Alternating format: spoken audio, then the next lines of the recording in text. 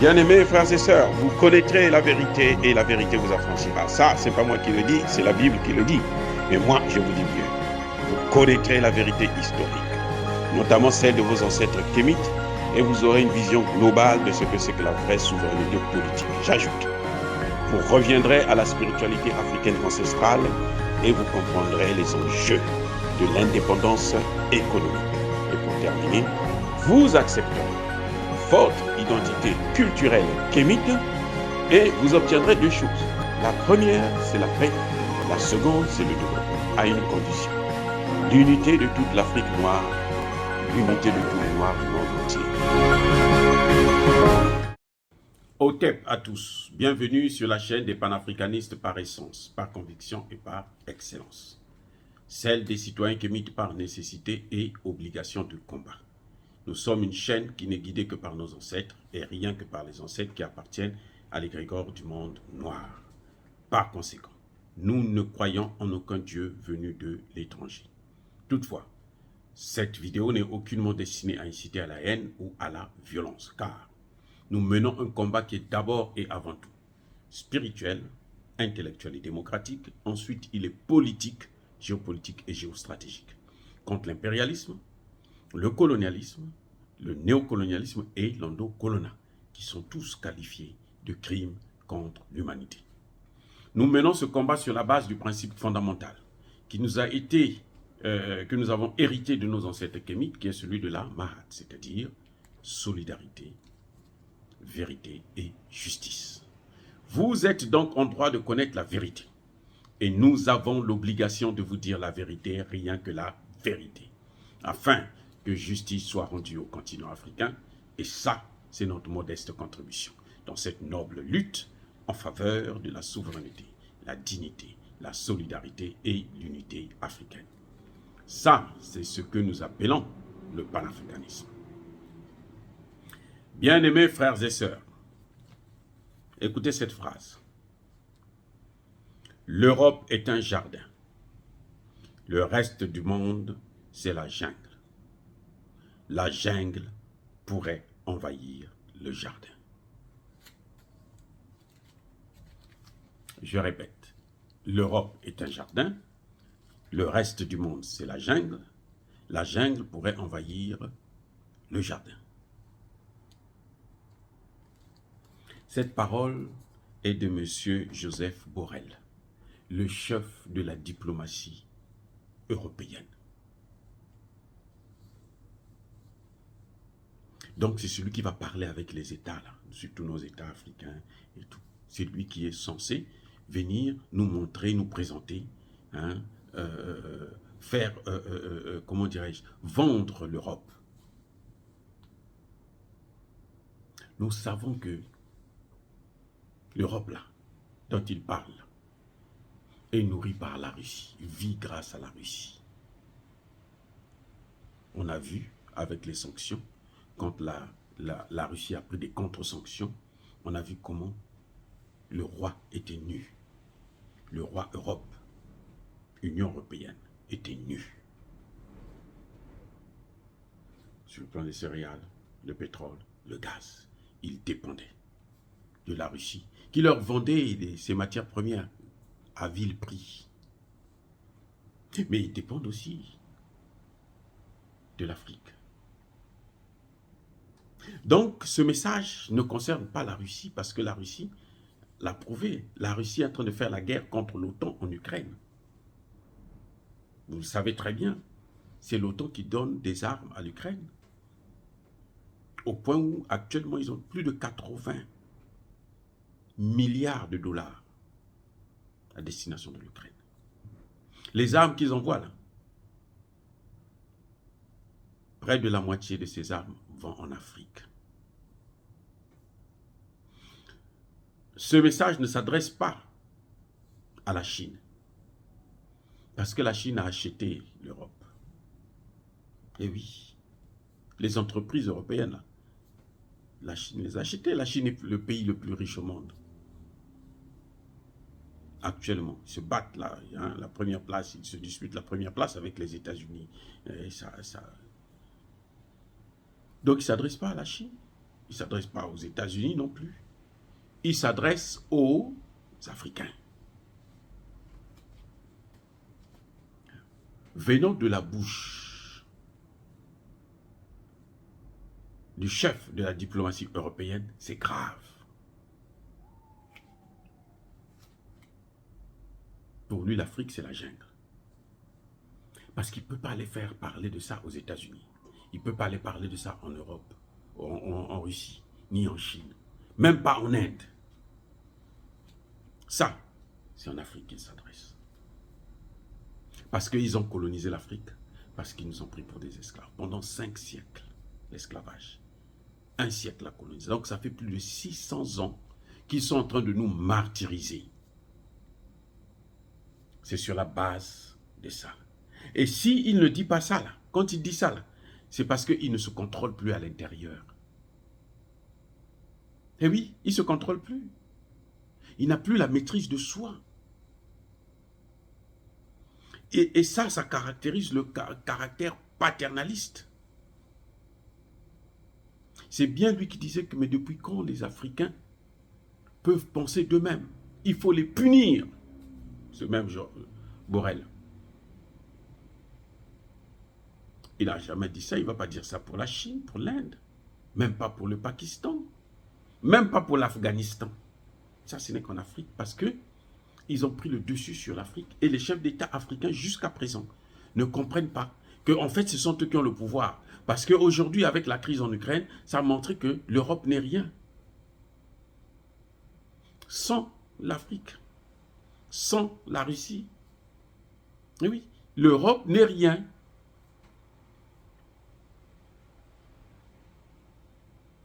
Et, je vais vous dire, ce Borrell, c'est un Belge. Donc, c'est un descendant de Léopold II. Ah, bon, attendez. Je reprends. Ce type-là, Borrell, c'est un descendant de Léopold II. Qui est Léopold II? C'est le plus grand génocidaire de tous les temps. Il y a Léopold II. Il y a Napoléon Bonaparte. Et puis après, Hitler et les autres. Eh oui, Léopold II, ça dit qu'il est pire que Hitler. Il a tué, hein? L'ancêtre de Borrell là, a tué 10 millions de hommes et des femmes et des enfants au Congo démocratique, uniquement. Je ne compte pas toute l'Afrique, hein. C'est-à-dire que des pays comme le Burundi qu'ils ont colonisé, le Rwanda, ainsi de suite. Au Congo démocratique, là, seulement 10 millions. Il y a une semaine, il y a quelques jours, là, ils étaient en train de vendre les crânes que lui, à son époque, là déjà, ils avaient pris les crânes des Congolais qu'ils gardaient, les grands chefs congolais, là, quand ils les tuaient, ils prenaient les crânes, les ossements et tout, ils allaient les conserver. Maintenant, ils sont en train de vendre ça aux enchères. Ils mettent ça dans des musées. Léopold II, il coupait les hommes les bras. Il arrachait les seins des femmes. Et il partait mettre ça dans des musées. Vous avez déjà vu un criminel comme ça? Attendez. Et ce n'est pas étonnant. Moi, je ne suis pas surpris que Borrell puisse avoir un tel comportement, une telle attitude, un tel langage. Et aucun Européen ne lui a reproché cela. Parce qu'il n'est pas digne d'être le représentant de la diplomatie européenne, comme ça, avec un tel comportement. Mais si on le fait, c'est parce qu'il s'adressait aux Africains. S'il s'adressait aux Américains, oh, le même jour, attendez, regardez, Bruno Le Maire, le ministre de l'économie de Emmanuel Macron, il est sorti au début de la crise, là. Il dit, on va détruire la Russie. Eh oui, on va mettre la Russie par terre, on va détruire son économie. Le lendemain, il est venu présenter des excuses. Les Américains disent, tu dis pas ça. Tu es fou ou quoi? Mais ça, c'est une grande puissance. S'il avait dit ça de l'Afrique, personne n'allait lui faire quoi que ce soit. Et Borrell aussi, c'est parce qu'il s'adresse à l'Afrique. C'est pour ça qu'il peut continuer à exercer ses fonctions et tout. Et puis, il parle. Et il y a des chefs d'État. Moi, je m'adresse surtout aux Africains. Il y a des chefs d'État qui croient quand même qu'ils peuvent avoir de bonnes relations avec l'Union européenne. Regardez le comportement. C'est ça l'Union européenne. Il caractérise, il est en train de sortir ce que c'est que l'Union européenne. Ce qu'il pense de l'Afrique. C'est un Allemand. Helmut Kohl, l'ancien chancelier allemand, qui disait nous avons perdu la Chine. Heureusement que nous avons encore l'Afrique qui est demandeur. Et on ne pourra pas les laisser s'en sortir. Eh oui, ne nous leurrons pas. Nous devrons mener notre combat. Nous devrons nous tourner vers des partenaires qui nous respectent. Nous tourner vers des partenaires qui nous respectent. Vous savez, l'erreur de Hitler, c'est d'avoir touché les Juifs. L'erreur de Hitler, c'était parce qu'il avait touché les Juifs. S'il s'était attaqué seulement aux Noirs, Hitler serait un héros. Parce que sur ce point-là, tout le monde est unanime. Tous les Occidentaux, là, ils sont unanimes. Jusqu'à preuve de contraire. Vous n'allez même pas entendre ça sur RFI ou sur France 24, sur TV5 Monde. Eh oui. C'est pour ça que moi je vous le dis. Voilà ce qu'on pense de nous. Nous sommes, nous venons, nous sommes dans la jungle. Et ce que Borrell oublie, non, on ne va pas les envahir parce que la jeunesse africaine, là, actuellement, là, les jeunes Africains là, ne se leurrent plus. Ils ne cherchent plus à venir en Europe. C'est ça qu'il ne comprend pas. Mais bon, il est encore décalé, vous savez, il croit encore, dans sa tête, il a encore cet esprit-là paternaliste, que la colonisation continue, l'esclavage continue. C'est pour ça qu'il dit des choses comme ça. Mais ça arrive à des gens de se mentir eux-mêmes, ils s'auto-mentent. Parce qu'ils sont complètement dingues, c'est un imbécile, je suis désolé de le dire, il est bête.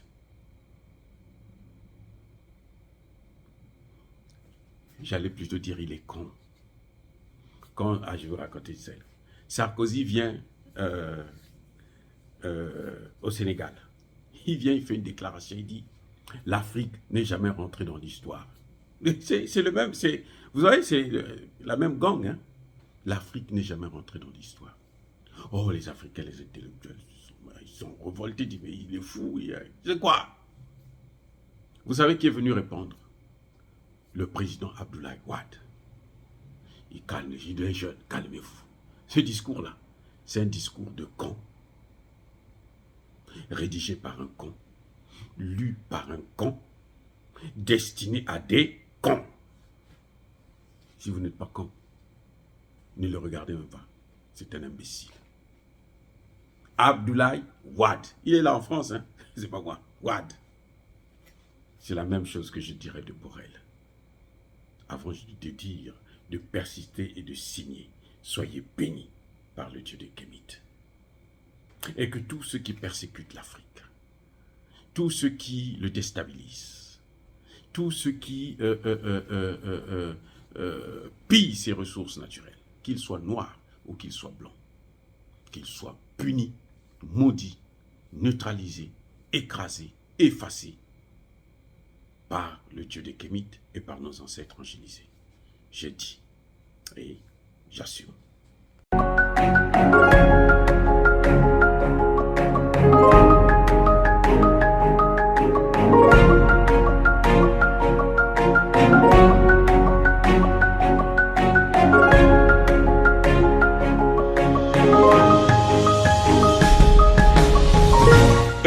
ils marchent par la foi et non par la vue.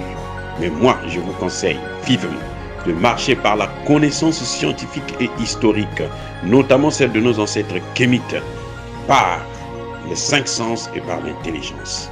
À vous, à Pierre.